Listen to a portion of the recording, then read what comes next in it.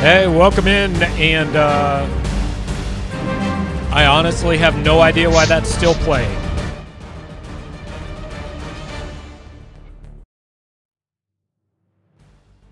The sound is for some reason still playing. We're going to see if we can figure out how to take that music away at some point. Hey, welcome in, and I honestly have...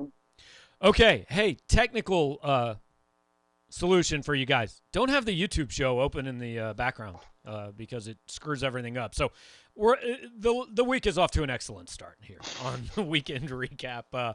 I am Gabe DeArmond. This is the weekend recap brought to you by True Sun Exteriors and Interiors. Mitchell Forde going to be along in just a second after returning from Boston. But first, choosing the wrong construction company can feel like losing by fifth down or maybe losing in overtime and throwing an interception. It's a gut punch nobody should deal with, but it happens all the time. Save yourself the heartache. Call the good guys at True Sun Exteriors and Interiors, a local company with hometown pride that cares most about your experience and satisfaction with the finished product. Call them today at 573-442-7292. And if you call them, you can commiserate with them about Missouri football because they are Missouri fans. They are as upset as a number of you guys were probably on Saturday evening and, according to Fresh TL, still on Monday afternoon. Yeah, Mitch, I don't know. Same story 2 weeks later, right? They go on the road, hang in, have the ball, think they have a chance, and then get beat in the final minutes. Yeah, for sure. Fairly eerily similar to that Kentucky game. It was interesting. It was obviously two very evenly matched teams. I thought your point was correct that if they play each other 10 times, they probably each win 5. And it was, kind of one of those games where it was like, I don't want to say boring, but like, long possessions, no one kind of getting a stop like the whole time. And then the fourth quarter was just like crazy. It was like, oh, Boston College is going to win. All right, I'm going to go ahead and start writing. Oh, nope, Mizzou's going to win. I'm going to go ahead and start writing. Oh, nope, Boston College won in regulation. Oh, nope, we're going to overtime. Oh, the interception. So it was interesting. I thought it was a good game. I know Missouri fans probably aren't super thrilled with how it turned out. And we're going to get to, who needs to be fired and crucified and all that here shortly. Yeah, good game, definitely entertaining. I thought really two average to above average college football teams. I mean, like I don't think either one of them's a threat to win their conference, although Boston College might be because I'm not sure the ACC actually has a good team in it.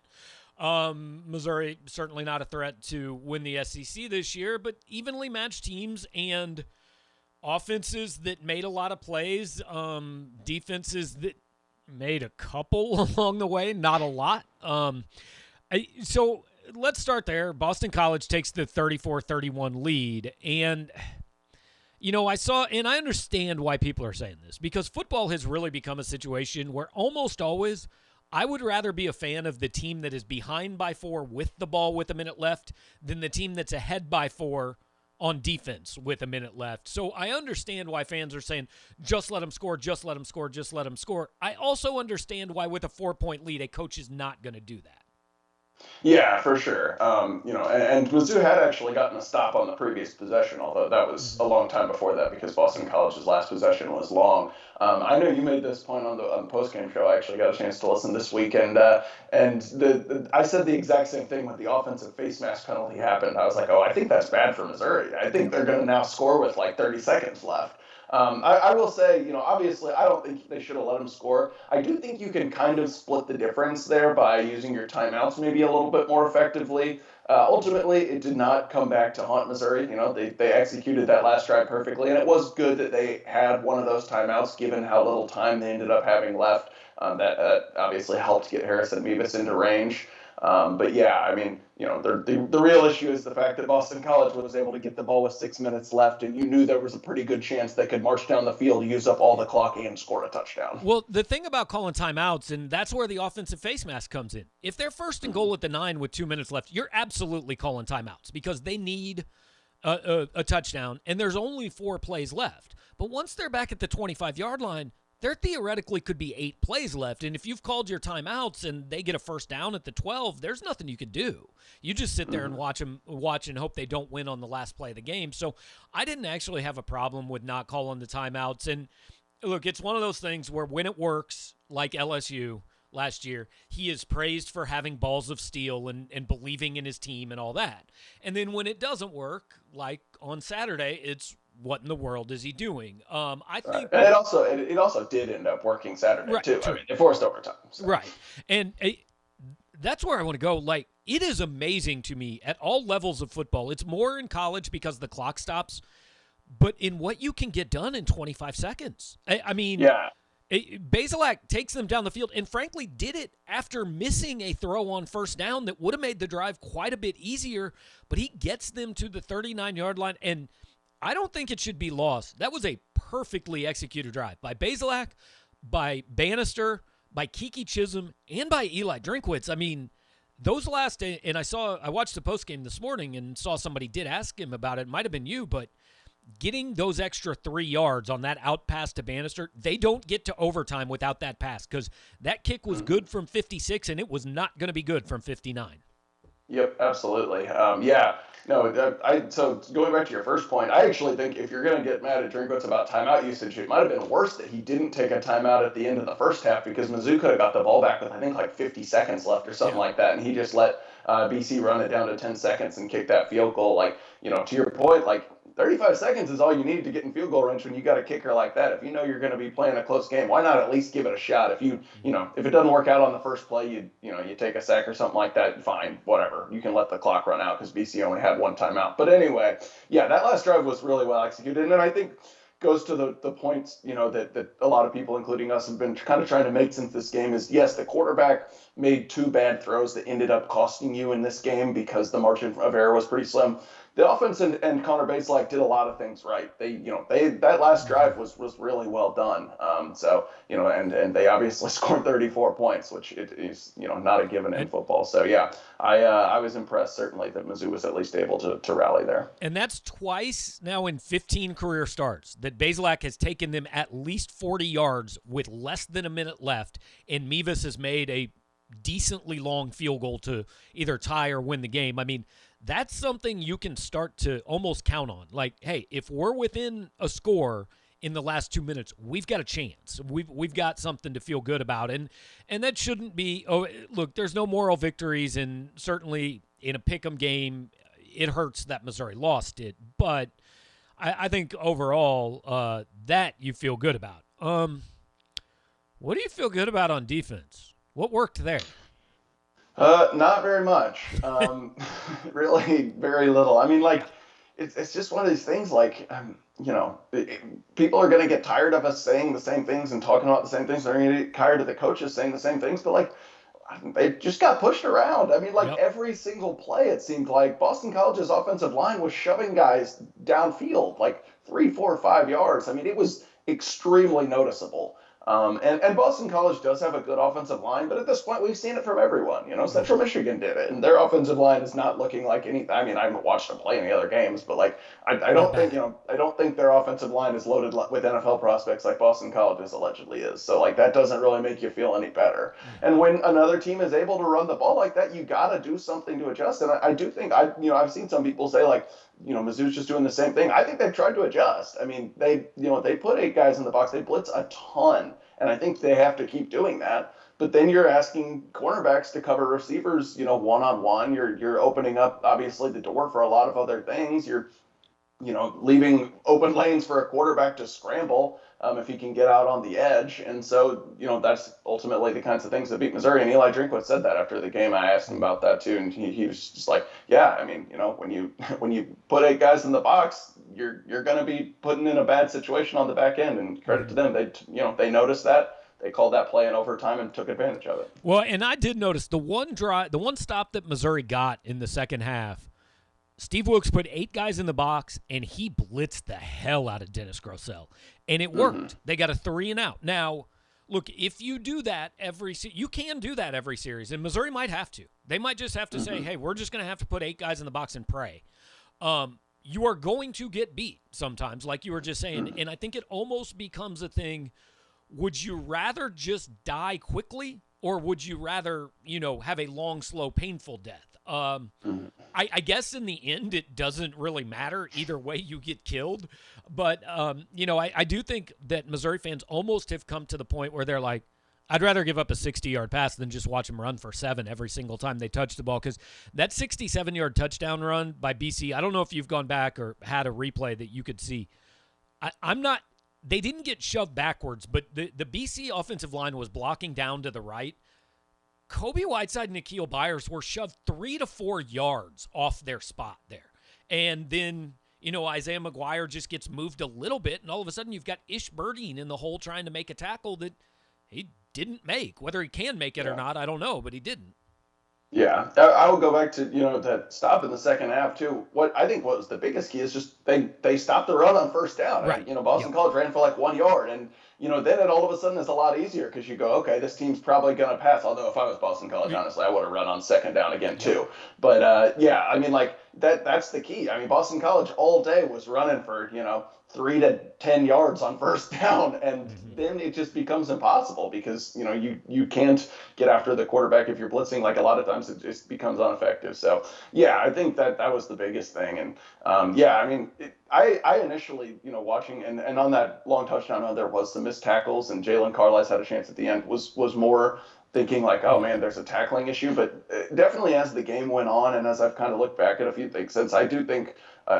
The biggest issue was just that guys were getting moved and no one was there to fill in the giant holes that were being formed. Right. And the frustration, I think, not only from the fans' perspective, but from our perspective, or at least mine, I'm very upfront. Look, there's a lot of things we can't watch in a game. I'm not going to go back and watch the All-22 4 times. So the question becomes, is this a scheme issue or is it a talent issue? And the fact of the matter is, Eli Drinkwitz was asked that question. He's not going to answer it. He kind of gave you a little lean toward it's a personnel issue, but he's not going to just kill the kids on his team. He's not going to throw his defensive coordinator under the bus. And even just being able to watch the game, we don't really have enough information to answer that question because I don't know what Blaze Aldridge or Devin Nicholson's specific responsibilities are. On the broadcast, they were making it sound like this entire defense is based on everybody has a gap. Like pre-snap, this is your gap, and this is what you do. And it almost made it sound like, okay, well, if one guy's not in his gap or if one guy misses a tackle, then this is going to go for a long run.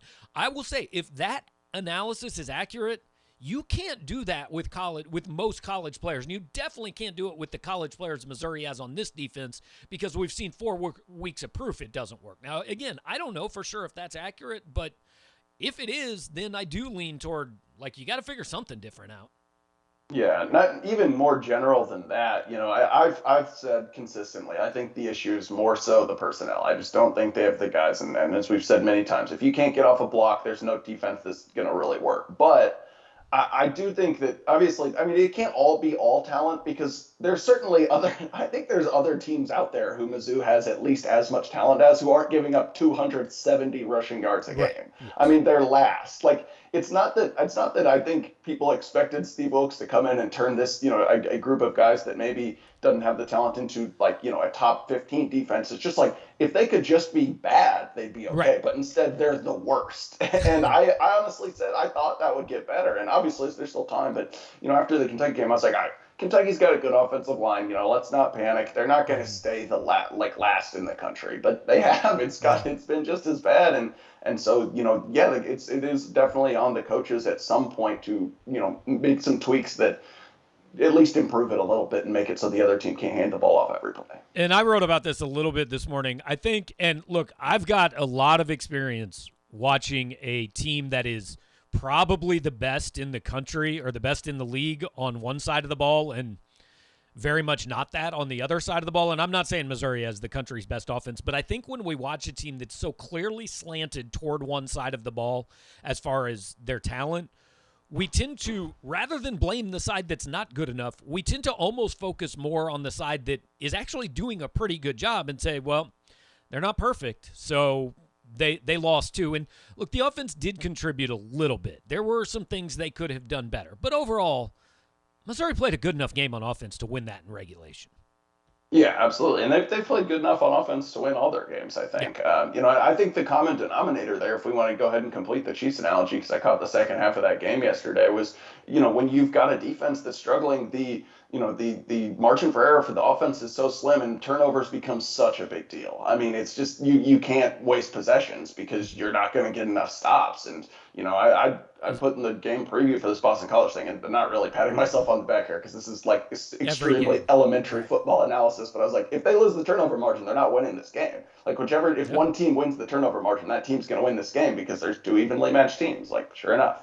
So that's kind of a good place to lead into wrapping up the look back at this game. So, what did you think of the play call in overtime? Because as soon as Bazelak cocked his arm and I could see where he was looking, I said, "Oh my God, why is he throwing to the end zone?" I didn't understand it. Yeah, I still don't really understand it, and we're never gonna know for sure whether or not, like, what was the call, what's the play, what's Bazelak's first Right. read, did Drinkwitz call the play thinking that was what he was gonna do with the ball? And obviously he was asked that post game. He's not gonna Right. just throw his quarterback right under the bus like that. I'm sure he'll be asked something about it again tomorrow, but I mean, yeah, I was surprised mainly because that's just not what Mizzou's offense Right. does. I mean, like it all day, it's like throw underneath, take the check down, and people get frustrated with that, but they do that pretty well. And when And you're when already on the Baselak, 25-yard line, it's going to work probably. right, that's the thing. Like when Baselak had to throw downfield, like he had the one decent, I think it was like a I don't know, 40-yard completion to Towski Dove. But the other two times, the flea flicker was extremely Right. underthrown, which I will say, I do think he kind of had trouble getting a grip on the ball after he got the pitch back to But him. that should have been a touchdown. Right, and then the deep pass to Bear Bannister was late and a turnover. So like you're basically 1 for 3 at that point, and there was a couple other incompletions too. So like 1 for 5 at that point in a time when you really need to stick with what you do, stick with what's been working. Give the ball to Tyler Beatty, throw a little out route or something like that. Like get the drive going. Like you don't need it all in one play. And so maybe and there was a sense, I know there was a sense among the offense that they needed to go win that game because Connor Baselak said, like, we needed a touchdown and we were going to go for 2 and win that game. I think maybe just, showed a little bit of youth there and trying to do it all in one play. Yeah, and look, that play actually could have worked. If he throws it over the other shoulder, there's a chance Chisholm makes that catch. I mean, he had a 5-inch height advantage, all that. My biggest issue maybe on it was, I mean, they had 7 guys protected. Like, Tyler Beatty was blocking nobody for a lot of that play. Why not just leak him out into the flat so if Chisholm is not immediate – and again, we don't know, like, what his assignment was. Maybe he was supposed to do that and didn't. We can't say for sure. But, Right. hey, it turned out the way it turned out, so – we blame the play call, which is maybe fair, maybe not fair. That was the one other thing you brought it up. They were going to go for 2. I mean, I like it. I think it's also easy to say after the fact, when you didn't have to do it. But I think they would have because I think Eli Drinkwitz knew if we give Boston College the ball on the 25-yard line, they're going to score every single time. And then if we give them the ball on the 3-yard line, they're probably going to get a 2-point conversion every single time.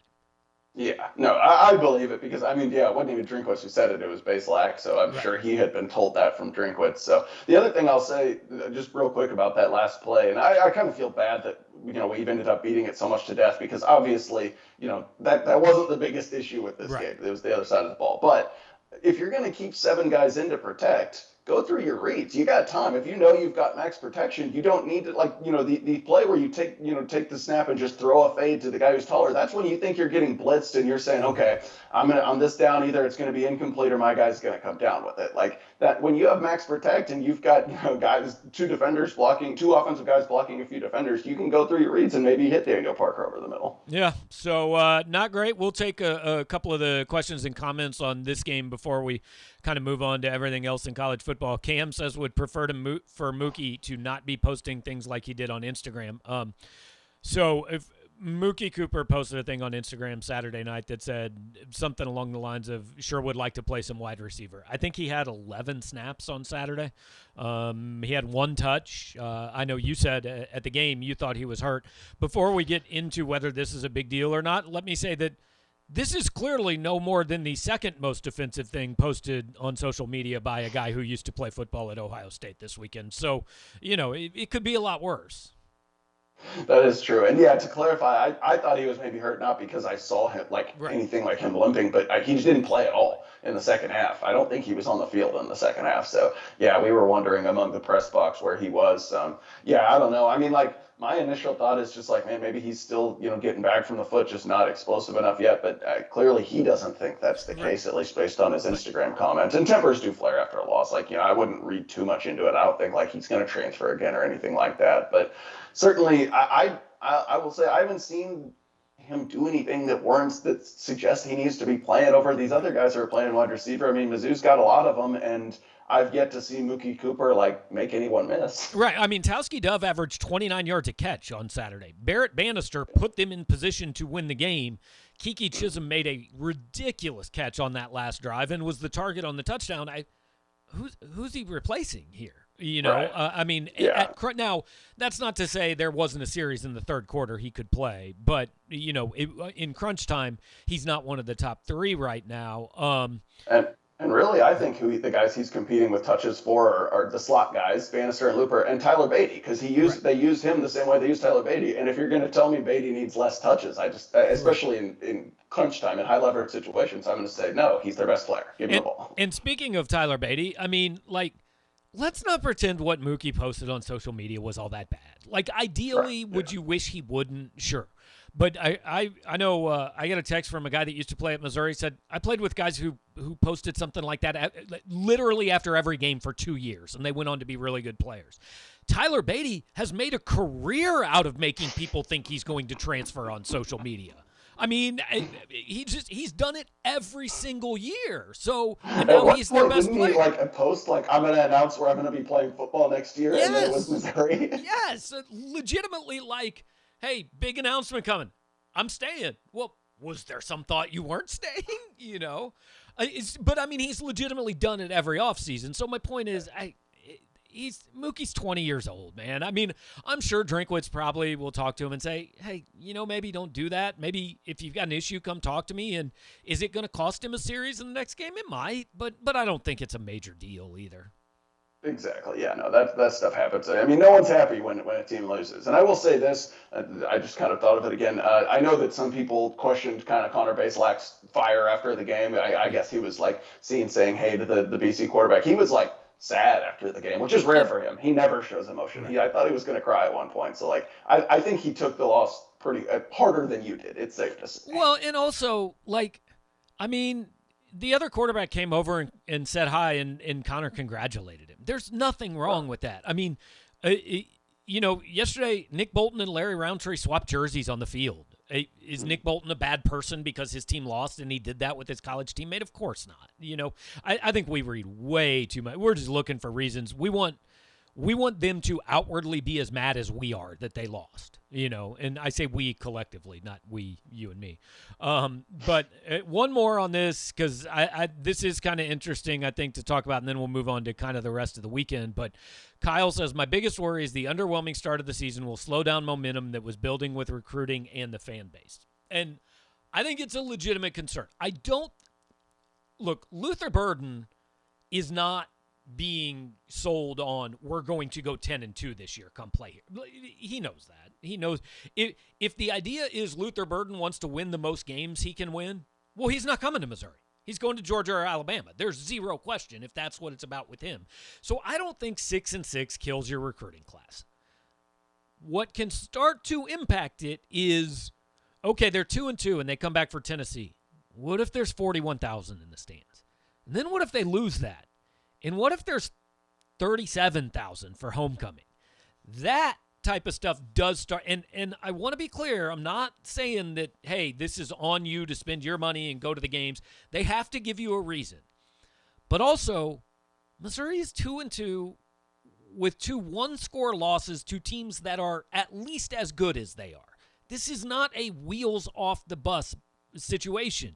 If you view this as a disastrous first 4 weeks of the season, that is on you and what you expected far more than what they have done on the football field.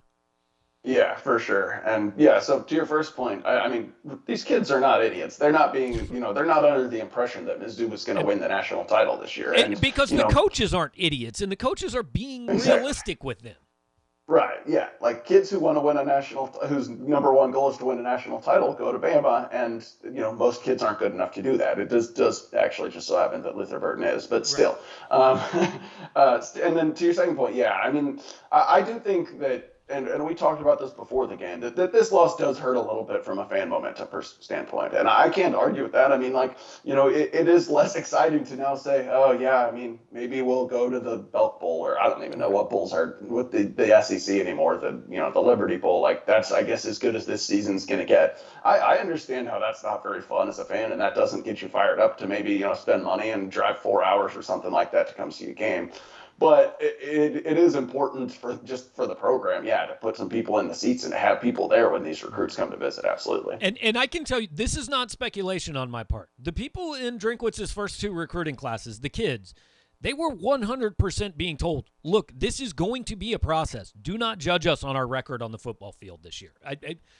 That's absolutely what they were told. And look, it's not fun to go through a building process, but the simple fact of the matter is most places that fire a coach, that's the situation you're in. It takes a minute, Yeah. So real quick before we move on to the rest of the college football weekend, which we will do in a minute, just want to remind you guys, speaking of building things, True Sun Exteriors and Interiors is your place for any home remodeling project you might have. Voted the best of Columbia by Inside Columbia Magazine again this year. Full-service construction company. They will do roofs, siding, decks, 4-season rooms, screen porches, additions, doors and windows on the outside. On the interiors, hey, they redid both our bathrooms. They've redone the entire lower floor of my house. They can do pretty much anything on the inside of your house as well. That's why it is called Exteriors and Interiors. So give them a call at 573-442-7292, and they can take care of any rebuild and remodel that you might have. And speaking of rebuilds, look, I'm not going to say that I thought Sam Pittman was a great hire when it was made, but holy crap, man. They're the story of college football right now. Yeah, absolutely. I mean, I didn't think they would beat Texas, but even when they did, I was like, all right, I'll wait a little bit before jumping on the bandwagon. And yeah, they, I guess it sounds like at least they dismantled Texas A&M. I did not watch a snap of that game, of course, because I was writing from the Mizzou game. But yeah, I mean, they're a top 10 team, and they have the resume to back it up. And definitely didn't see that one coming. I will say I do think that plays a little bit into the role of, as you mentioned, people who earlier are saying like, oh man, this season is not going as well as I thought. All of a sudden, outlook's looking more gloomy. Part of it maybe was their expectations, but also, yeah, that game is looking a little more challenging for Mizzou. And part of it might be Missouri's defensive line being fairly dreadful. The all-SEC pass rusher having 1 sack and being basically no factor for 4 weeks. And then turning on Arkansas A&M, and all of a sudden Trey Williams looks like an All-American. It's fair to say that's better than any game he ever had in a Missouri uniform, right? Oh, absolutely, yeah. And I will say, I mean, good for Trey. He's a kid who always had the talent, and I think maybe he just needed the wake up call of like, dude, this is your last shot. I mean, he didn't even originally transfer to Arkansas. I believe he was going to Houston. Yeah, somehow that fell apart, and Barry Odom, his former coach, gave him a spot there, and yeah, he's definitely making the most of it, so good for him. But yeah, I'm sure as a Mizzou fan, that is a little bit hard to stomach. Yeah, I think that was a big part of it. And look, the flip side of this Arkansas thing is, I mean, their next 3 games are like Auburn, Georgia, Alabama, I think, or something. It's pretty brutal. They've also got LSU at some point and Ole Miss at some point. They could be the best 7-5 football team I think I've ever seen by the end of this thing. But it also leads to a bigger point. Texas might be good. I don't know for sure. I'm pretty sure Texas A&M isn't really all that good. And I'm not trying to take away from Arkansas for winning that game. Hey, they went and they did it. But this is starting to look a whole lot like 2007, where it's like, okay, you got Georgia and Alabama, and then I don't really know what else you have. I don't know who else I think is good. Yeah, I agree to an extent, except 2007, you actually didn't have a single team who anyone knew was good. This year, you're at least like, okay, well, there's still Alabama, and then Georgia also is. I mean, watching the score, just seeing the score update against Vanderbilt was comical. It was like what 28-0 with like 4 minutes in or something like that. Yeah, it was 35-0 in the first quarter. Yeah, so really, really just good entertainment there. But yeah, no, I agree. No, and it's kind of fun. There's no one really behind those two teams who you look at and say like, oh yeah, like that team's, that team could win it all. And so I do think I agree that Arkansas probably doesn't end up like, in the playoff conversation or in the winning the West conversation or anything like that. But I still don't think that takes away from the fact that they obviously are, they're enjoying something that they haven't had there in quite a while, and definitely building some momentum there. And frankly, so is Boston College. I mean, 4-0 for the first time Yeah. since that 07 season, and that's why that was. I mean, rushing the field was a little bit Oh, ridiculous, that was but fairly poor. yeah, it was a little bit insane. But I tweeted late on Saturday night that NC State was the second SEC or ACC team to rush the field, and that one actually made sense. Man, My theory is that had that game like ended, what was it? They were up 27-17. Had that game ended 27-17, they would not have done it. But it was just an exciting ending. I agree. And then NC State rushing the field. I mean, it's it makes sense. It's Clemson, but dude, Clemson ain't Clemson. Like, they're not only are they not great, I don't even know if they're good. Yeah, I mean, it doesn't seem that way. They can't score. Again, I watched none of these other games. But, I actually watched quite a bit on Saturday. Yeah, no, it's Clemson has issues. I mean, it definitely makes you respect Trevor Lawrence and that he was able to get them to the playoff last year, because I don't think the roster is that drastically different outside of that. I mean, I know they had a couple of Travis guys Etienne, drafted, yeah. And then the other team that I don't really know is any good, and just proof that fans are the same everywhere. Like, dude, Oklahoma's booing Spencer Rattler and doing chants for his backup in the third quarter. Yeah. That's rough. Yeah, I will say I was never sold on Spencer Rattler. I agree. Everyone was talking about how good he was, and I was like, I've never seen it. But yes, that also does show that, the backup quarterback is always the most popular man, and we're seeing it even a little bit here after Connor Bazelak threw for 300 yards. Yeah. So. Yeah, I mean, there's a lot of good things about having fans back. Chanting the backup quarterback's name for a 4-0 top 10 team, not the best part of having fans back, really. Yeah, I can't imagine Lincoln Riley loved that. Yeah, I know a bunch of his teammates have kind of jumped to his defense on social media. A lot of good games this weekend. We'll worry about them a little bit later in the week, but kind of want to just bring it back to Mizzou and wrap it up with this. I mean, the next game's always the biggest game, right? But what happens in one game then determines kind of how important the next game is. And for Missouri, I mean, it's not really a stretch for me to say this game is the season. If you lose this game, there is zero chance you can even be in the neighborhood of the season you wanted to have. Yeah, I think that's probably true. And I also, I mean, like, I don't want to set off alarm bells and be like, oh my gosh, guys, like Tennessee's like maybe pretty good. Like I don't actually know if they're any good. Their two wins have been over terrible teams. They lost to Pitt, who I don't know is anything special. But yeah, if you suddenly do lose this one, right? If you do suddenly lose this one, yeah, I definitely think that you're starting to say like, oh gosh, I'm not sure this team's going to a bowl game. Yeah, and the way. We'll talk more about this later in the week, but I saw somebody bring this up on our message board, and I actually had said the same thing to someone on Saturday. Tennessee might be the best team Missouri can possibly play, because I don't know that Josh Heupel, I don't know if it's in his DNA to just sit there and say, yeah, we're not going to throw. We're just going to hand the ball off 64 times straight up the middle. Yeah. Yeah, I will say they're running the ball a lot this year. I actually looked at the numbers this morning. They're running the ball like way more than they're passing it. But yeah, it's different. Obviously, it's a completely different style of running game than what Boston College and Kentucky do. And you're not, really you don't really risk having your defense out on the field for, I don't know, like what Boston College had, 5 drives of over 5 minutes, I think, or something like that the other day, or at least 4. So yeah, that's absolutely not happening against a Josh Heupel team. Yeah, well, it'll be interesting to see, I mean, not only what happens on Saturday, but just kind of to see Eli Drinkwitz's, approach. And because he was discouraged in the postgame on Saturday. Fair to say? Absolutely, yeah. I mean, he seemed like he took that one pretty hard. And obviously, we're talking to him like minutes after the game is over. So, there's just some emotion there. But yeah, I agree. I don't think he was feeling super great about that. All right, so back at it. Appreciate you guys watching along. Mitch, we'll let you run, and we will see you about noon tomorrow at Eli Drinkwitz's press conference.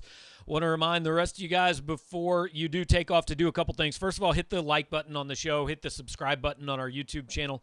That's going to give us more exposure. More people will see what we do. Maybe next time I'll figure out the the technical deal and close the window before the show starts. But also want to thank True Sun Exteriors and Interiors for being a part of this show all throughout the college football season. Every Monday, Mitch and I here to wrap up what happened in Mizzou and then kind of take a quick 10-minute look around the country as well. You can get in touch with True Sun at 573-442-7292. They can help you with any project you've got around your home, outside, inside, or I don't really know if there's an in-between, but if there's an in-between, they can do that too. So check out True Sun Exteriors. I will be back tomorrow morning with Sean Williams with our Tiger Tuesday recruiting show. I have a feeling we'll talk some Luther Burden, and we'll see you guys then.